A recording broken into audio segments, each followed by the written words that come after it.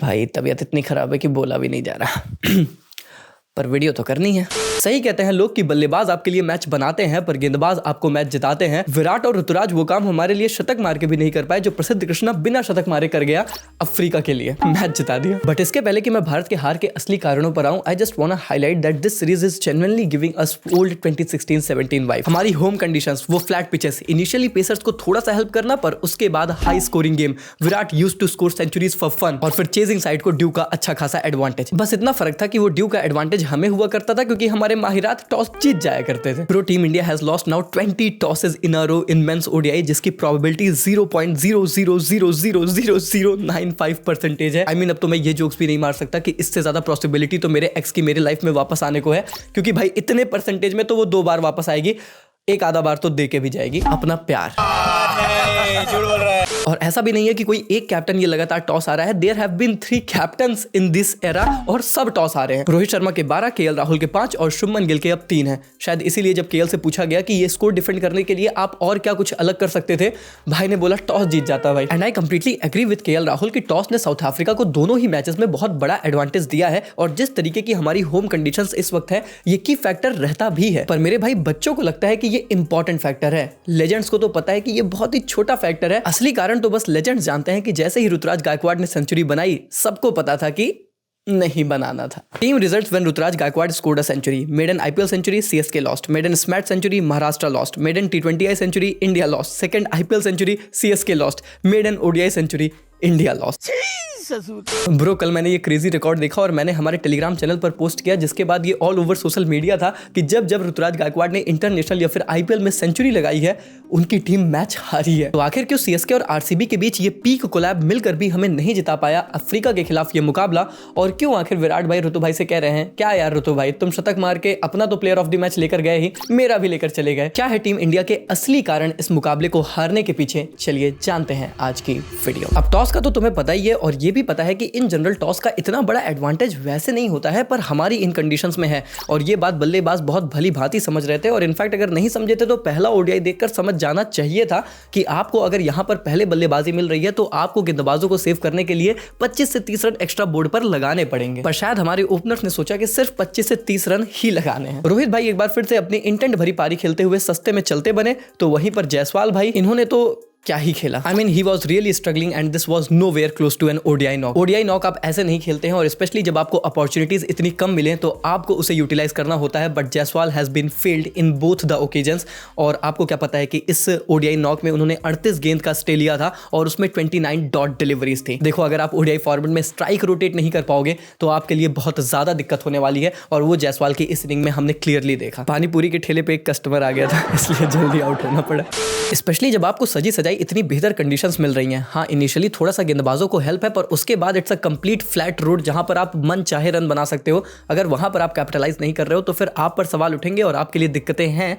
पर शुभमन भाई के लिए दिक्कतें ठीक हो रही हैं। शुभमन भाई भी शायद अपना नेक्स्ट स्पाज़म पकड़ के कह रहे हैं कि अचानक से मुझे कुछ हेल्दी सा फील हो रहा है, लग रहा है अब बैटिंग करने का टाइम आ चुका है। खैर इसके बाद होता है आरसीबी और सीएसके का द ग्रेट कोलैबोरेशन जो 2025 की मेरी वॉच लिस्ट में तो नहीं था बट कसम से इस प्रोग्राम में मजा बड़ा आया। ऐसा क्या मिला के पिला दिया है हुक्का में कि सब सेंचुरी पे सेंचुरी मारे जा रहे हैं। Virat Kohli went on from scoring back to back ducks to back centuries in his last 5 innings. सब कहते हैं कि समय पलटता है पर इतना जल्दी इतना क्रेजी अंदाज में पलट जाता है ये भी शायद हमने नहीं सोचा था। अभी 3 इनिंग पहले छोड़ दो तो लोग विराट कोहली के रिटायरमेंट की बात कर रहे थे और अब लोग कह रहे हैं कि विराट भाई तो 27 के विश्व कप में रहेंगे, गंभीर भाई रहेंगे या नहीं ये नहीं पता। भाई Virat Kohli has literally taken us to 2016-2017 era where he used to score centuries for fun. पर मेरे लिए उनकी इस इनिंग्स में भी सबसे इंटरेस्टिंग है उनकी इंटेंट, क्योंकि ये बात तो सबको पता था कि सरफेस बहुत फ्लैट है तो रन आपको बनाने हैं, रन तेजी से बनाने हैं and Virat Kohli has done exactly like that. First ball से ऑन द गो रहे हैं और जब जब मौके मिले हैं तब तब बड़े शॉट्स को ऑन रखा है। आई मीन लास्ट 5 पारियों में विराट कोहली की ओडीआई एवरेज 103 की है which includes 2 ducks. Back to back बतख से लेके बैक टू बैक शतक का ये जो सफर विराट कोहली ने हमें दिखाया है उसने ये बात तो कंफर्म कर दी है कि उन्हें 2027 वर्ल्ड कप के लिए लॉक कर दो। पर कहीं ना कहीं अब तो मन में थोड़ी सी उथल पुथल इस सपने को लेकर भी हो रही है कि क्या 100 centuries is a possibility now. I mean I don't want to jinx anything but भाई मैं थोड़े से आंकड़े देख रहा था 27 विश्व कप तक जाते हुए हमारे पास मोटा मोटा 35 से 40 ओडीआई मैचेस मिनिमम मिलने वाले हैं and now Virat Kohli already has 84 centuries, he just needs 16। I mean मैं कुछ नहीं कह रहा, मैं तो बस ऐसे ही कह रहा कि खेलते रहो बस।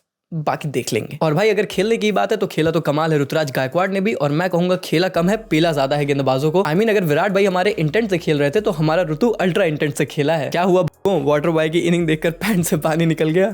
देखा जाए तो ऋतु भाई की कहानी भी इतनी आसान नहीं रही है। उनको ओडीआई सेटअप में बहुत पहले ही मौका मिला था but he failed, and then उसके बाद 16 महीने तक वो ओडीआई सेटअप से कंप्लीटली बाहर थे, पर उन्होंने लिस्टे में कंसिस्टेंटली रन बनाए। पर जब मौका मिला तो यहाँ पर भी एक कैच था कि वो बंदा जो आज तक ओडीआई सेटअप में कभी टॉप 3 के नीचे बल्लेबाजी किया ही नहीं था, मैनेजमेंट ने बोला कि अगर टीम में जगह चाहिए तो नंबर 4 पर परफॉर्म करके दिखाओ। और भाई ने बोला कि मुझे बस मौका चाहिए, कैसे भी मिले कहां भी मिले मुझे फर्क नहीं पड़ता, क्योंकि शायद ऋतुराज को भी ये बात पता होगी कि अगर इस मौके पर मैंने चौका नहीं लगाया तो शायद इसके बाद मुझे कभी मौका मिले ही ना।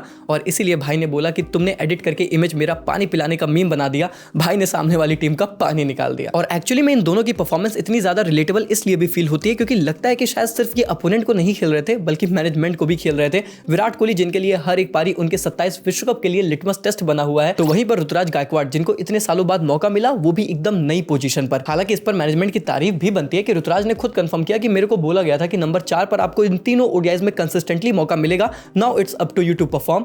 तो भाई जहां पर मैनेजमेंट का क्रेडिट जाता है उन्हें क्रेडिट भी मिलना चाहिए, बट भाई they both proved that they belong here.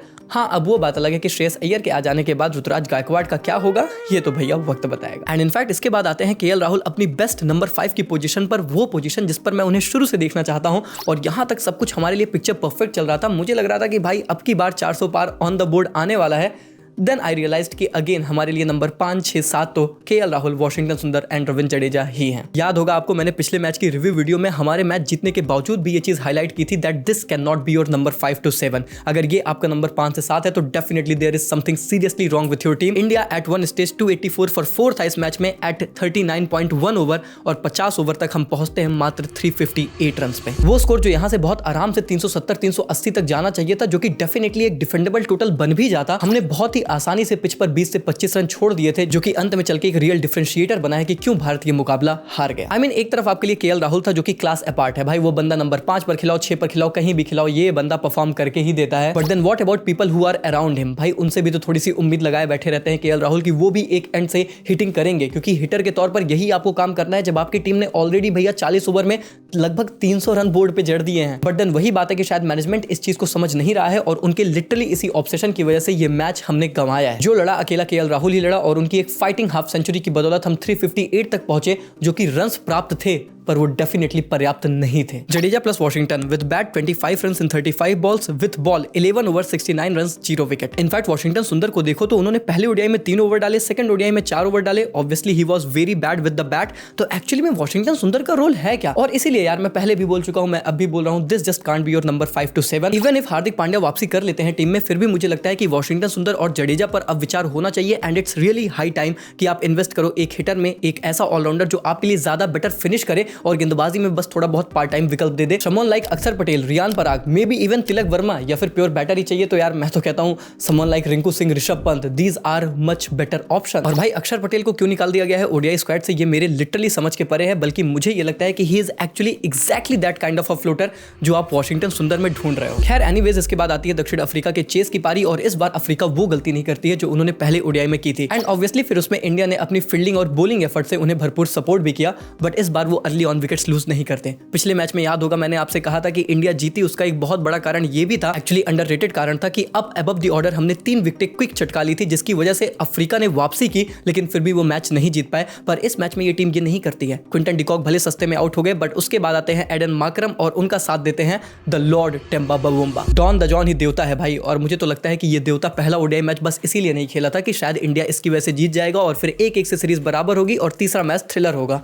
The visionary Don the John. खैर ये दोनों मिलकर कमाल की पार्टनरशिप करते हैं, जिसमें एडन मार्करम का कैच भी यशस्वी जायसवाल ड्रॉप करते हैं, और उसकी वजह से एडन मार्करम आगे चलकर एक ऐसा शतक लगाते हैं जो कि दक्षिण अफ्रीका को ये मैच जिता देता है। And for Markram I just want to say when he plays cricket ना, he literally has one of the most beautiful shots in cricket. मतलब इतना ज्यादा क्लीन हिटिंग एंड स्ट्राइक बहुत कम खिलाड़ी कर पाते हैं जिस तरीके से मार्करम के पास वो जो टैलेंट है। और फिर मैथ्यू ब्रिड्सकी के तो आखिर क्या ही कहने। मैथ्यू ब्रिड्सकी अपने ओडीआई करियर में 11 ओडीआई मैच खेले हैं, जिसमें उन्होंने 7 अर्धशतक लगाया है। एंड गेस व्हाट, अभी तक इन्होंने एक भी मैच अपने घर पर खेला ही नहीं और स्टिल इनकी एवरेज 68.2 की है। Matthew Breetzke in his short ODI career so far 150 versus न्यूजीलैंड, 83 versus Pakistan, 57, 88 versus Australia, 85 versus England, 72 and now 68 against India. और अभी इतना भी तांडव अफ्रीका का बाकी नहीं था कि इसके बाद आते हैं बेबी एबी। और भाई इस बंदे ने जो रेला है हमारे गेंदबाजों को, स्पेशली प्रसिद्ध कृष्णा, वो जो 2 बैक टू बैक छक्के मारे ना, उसने पूरी तरीके से जो मोमेंटम इंडिया के पास था, जो एडवांटेज था रन और बॉल के बीच के गैप का, उस सब को खत्म कर दिया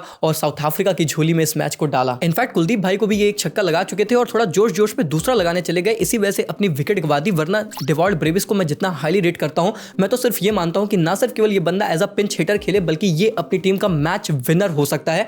उसके लिए बस थोड़ा सा काम और कंपोज रखने की जरूरत है कि अगर एक छक्का आ चुका है तो इसके बाद स्ट्राइक रोटेट कर सकते हैं, स्पेशली जब इक्वेशंस आपके कंट्रोल में है। खैर इसके बाद थोड़ा बहुत ड्रामा होता है, मार्को एंसन आउट होते हैं, टॉनी डिजॉर्जी रिटायर हर्ट होते हैं। लग रहा था हमें कि क्या अभी भी यहां पर कोई चांस है, बट देन जिस टीम के लिए नंबर 8 पर कॉर्बिन बॉश बल्लेबाजी करने आते हो, आप क्या एक्सपेक्ट करोगे कि वहां पर मैच बच जाए। He played one hell of N inning, almost 200 के स्ट्राइक रेट से बल्लेबाजी करके ये मैच दक्षिण अफ्रीका को आसानी से जिता दिया और शायद हमें ये रियलिटी चेक दे दिया कि जीत तो अफ्रीका पहला भी ओडीआई मुकाबला जाती, बस थोड़ी सी चीजें 19-20 हो गई क्योंकि आपकी टीम में ऐसे क्लियर विजिबल लूप होल्स हैं जो शायद अब सबको दिख रहे हैं। फिर चाहे आपका कंसिस्टेंटली टॉस हारना हो, चलो मान लिया वो आपके कंट्रोल में नहीं है, उसके बाद आपकी बल्लेबाजी हो, स्पेशली जो आपके हिटर्स हैं, जो आपके फिनिशर्स हैं, उनकी एबिलिटीज पर बहुत बड़ा क्वेश्चन मार्क होना। और इनफैक्ट इस मैच में तो आपके फील्डिंग एफर्ट्स भी होना, माना कि भैया कंडीशन थोड़ी सी ड्यू वाली थी, पर लिटरली बल्लेबाज टैप करके आपके फील्डर्स के हाथ में सिंगल और डबल भाग जा रहे थे और फिर आप थ्रो इधर से फेंक रहे हो, उधर से फेंक रहे हो। कॉमेडी क्रिकेट चल रही थी और सिंगल डबल तो इतना इजीली बल्लेबाज ले रहे थे आपके फील्डर्स पर प्रेशर बना के,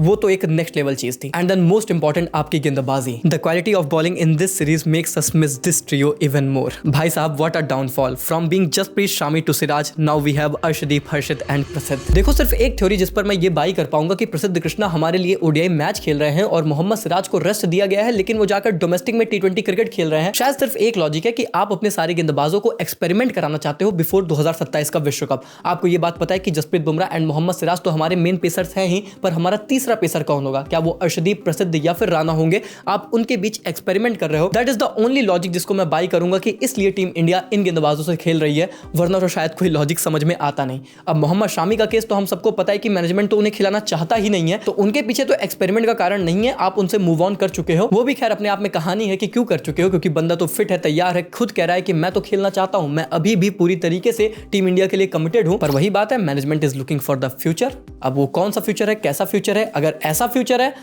तो फिर भैया फ्यूचर तो खतरे में है। ये बात बिल्कुल सही है कि अर्शदीप और हर्षित राणा ने दोनों ओडीआईज में बहुत अच्छी गेंदबाजी की है। इनफैक्ट उन्होंने इन एडवर्स कंडीशंस में भी बहुत बेहतर तरीके से slower one delivery, slower bouncers को यूटिलाइज किया है। पर प्रसिद्ध कृष्णा को लेकर तो मैं समझ ही नहीं पा रहा कि वो ओडीआई सेटअप में कर क्या रहे हैं। कोई लाइन एंड लेंथ नहीं, कोई कंसिस्टेंसी नहीं, बस वो हिट द डेक की एक टैग बना हुआ है। अब उस टैग में रियलिटी ये है कि जब ड्यू कंडीशंस आ जाती हैं तो आपकी हिट द डेक गेंदबाजी उतनी इफेक्टिव नहीं है और उसके बाद आपके तरकश में कुछ और तीर होने चाहिए, और वो प्रसिद्ध कृष्णा में बिल्कुल लैक होता नजर आया है। स्पेशली ड्यू की कंडीशन में जब पिच से उनको कोई मदद नहीं मिल रही, वो हमारे लिए एज अ गेंदबाज कोई मददगार साबित नहीं हो रहा है। अब मुझे पता है कि दक्षिण अफ्रीका की कंडीशंस में जाते हुए 2027 विश्व कप के दिमाग में रखते हुए आप हिट द डेक गेंदबाज को प्रायोरिटी देना चाहते हो, मैं सब समझ रहा हूं, पर भाई वही बात है कि कंडीशन थोड़ी 19-20 हुई और आपके फटके 4 हो गई। खैर शायद एंड में आपके मन में सबसे बड़ा सवाल यह है कि उत्कर्ष भाई इस मैच का मुजरिम हमारे लिए कौन था? तो मैं बस इतना कहूंगा कि अगर आपको यह लगता है कि वो सिर्फ प्रसिद्ध कृष्णा थे और उनकी वजह से आप हार गए, he is definitely one of the key factor, but he is not the only factor। मैं इस चीज को तो कंप्लीटली मानता हूं कि ये काफी हद तक एक टीम फेलियर है बहुत से स्टेजेस पर, जहां पर प्रसिद्ध कृष्णा का तो बहुत बड़ा रोल था अफ्रीका को जिताने में, पर उससे भी ज्यादा आपके फील्डिंग एफर्ट थे, आपके टॉस फैक्टर भी था,